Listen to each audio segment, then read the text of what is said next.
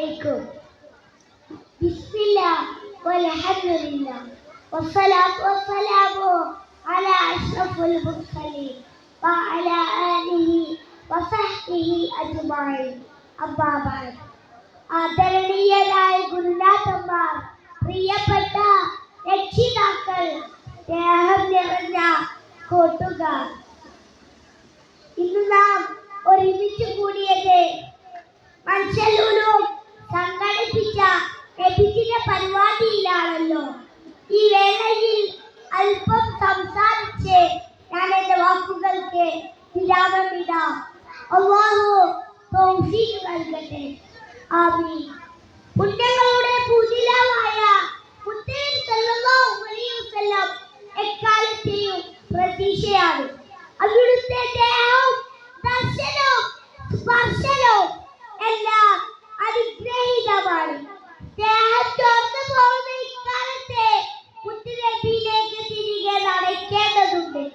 ഭൂമിയിലുള്ളവരോട് മുഴുവൻ നിങ്ങൾ കരുണ പുലർത്തണമെന്നാണ് റസൂൽ സല്ലല്ലാഹു അലൈഹി വസല്ലം നമ്മെ പഠിപ്പിച്ചത്. എങ്കിലേ ആകാശത്തിന്റെ അധിപൻ നിങ്ങളോട് കരുണയും സ്നേഹവും പുലർത്തൂ എന്നാണ് റസൂൽ സല്ലല്ലാഹു അലൈഹി വസല്ലം നമ്മെ ഓർമ്മിപ്പിച്ചത്. കുഞ്ഞുങ്ങളെ മുത്തം വെച്ച് സ്നേഹത്തിന്റെ പാഠം നമ്മെ പഠിപ്പിച്ചു. പെൺകുട്ടികളോട് നീതി പുലർത്താൻ പഠിപ്പിച്ചു. മുതിർന്നവരെ ബഹുമാനിച്ച് സ്വർഗ്ഗം നേടാൻ ആജ്ഞാപിച്ചു. വയ്യാത്രക്കാരെയും ദുർബലരെയും അനാഥരെയും ചേർത്ത് നിർത്തി സർവരും ആ തിരുതരത്തിൽ പ്രതീക്ഷ അർപ്പിച്ചു. ചെടികളും മരങ്ങളും പറവകളും മൃഗങ്ങളും ഉൾപ്പെടെ എല്ലാം ആ തിരുസമുദ്രത്തിൽ പരിഗണിക്കപ്പെട്ടു. റസൂൽ സല്ലല്ലാഹു അലൈഹി വസല്ലം എല്ലാവരോടും സ്നേഹം പുലർത്തി. മനുഷ്യരോടൊന്നല്ല, പക്ഷികളോടും മൃഗങ്ങളോടും സകല ജന്തുജാലങ്ങളോടും പ്രകൃതിയോടും. അനാവശ്യമായി പ്രകൃതിയെ നശിപ്പിക്കരുത്. മരങ്ങൾ മുറിച്ച് മാറ്റരുത്.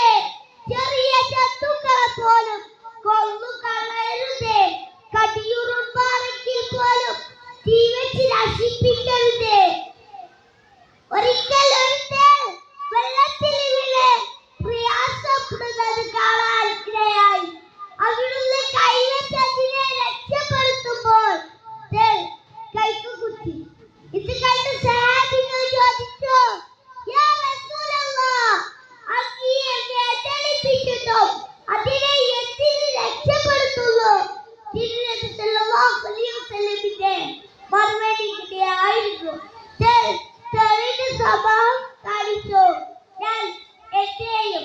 ഒരിക്കൽ പക്ഷി കുഞ്ഞുങ്ങളെ തിരിച്ചു കൊണ്ടുവന്ന സഹാബിയോട് നബി തങ്ങൾ ചോദിച്ചു, ആ പക്ഷി കുഞ്ഞുങ്ങളെ മാതാവ് എത്ര വിഷമിക്കുന്നുണ്ടാവും? ആ പക്ഷി കുഞ്ഞുങ്ങളെ വേഗം അതിന്റെ കൂട്ടിലെത്തിക്കുക. യുദ്ധ സന്ദർഭങ്ങളിൽ പോലും സ്ത്രീകളെയും കുട്ടികളെയും അപ്പനെയും വധിക്കരുതെന്ന് പ്രത്യേകം നിർദ്ദേശിച്ചു. റസൂൽ സല്ലല്ലാഹു അലൈഹി വസല്ലം ഭർത്താവിന്റെ മുഖത്ത് നോക്കി നിങ്ങൾ എന്ന വാക്ക് പോലും പറയരുത്.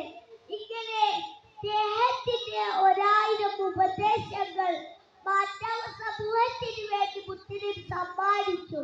അവിടുന്ന് ശത്രുക്കളെ പോലും സ്നേഹിച്ചു. സ്നേഹം നമ്മുടെ ജീവിതത്തിന്റെ ഭാഗമാവണം. ഇത്രയും പറഞ്ഞ വാക്കുകളിൽ ഉപസംഹരിക്കുന്നു.